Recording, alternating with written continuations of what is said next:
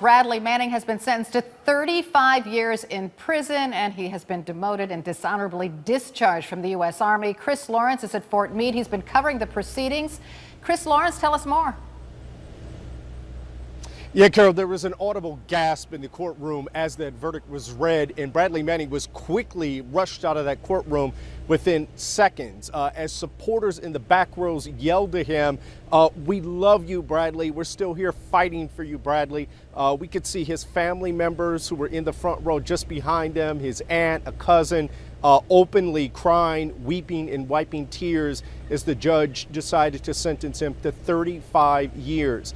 Now, where does that fall? Prosecutors were looking for 60 years. The defense had asked him to be sentenced to no more than 25. But when you break that down, Bradley Manning already is getting credit for nearly 4 years of pretrial confinement. So that brings it down to a little over 31 years. He's only mandated to serve at least a third of that. So it is possible that with parole, Bradley Manning could be out of prison in about 10 years, Carol. So is it your sense, Chris, that the judge showed some leniency in this case? I think she struck a balance, and I think even the prosecutors, by only asking for 60, not the full 90 that he could have gotten, were recognizing that Manning, that this crime was different than Manning going directly to a foreign agent and directly giving them the information.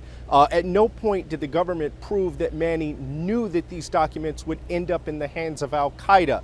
The defense has been arguing that he was a troubled man, that this was someone who was struggling with his gender identity issues, that he was exploring how to become a woman, and that as a United States soldier, especially serving under Don't Ask, Don't Tell and deployed to Iraq, that he had no way to really communicate that or deal with that.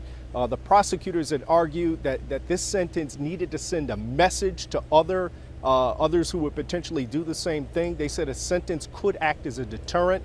And so I think the judge, while she did err on the side of the lower sentence, she definitely struck a balance between those two arguments.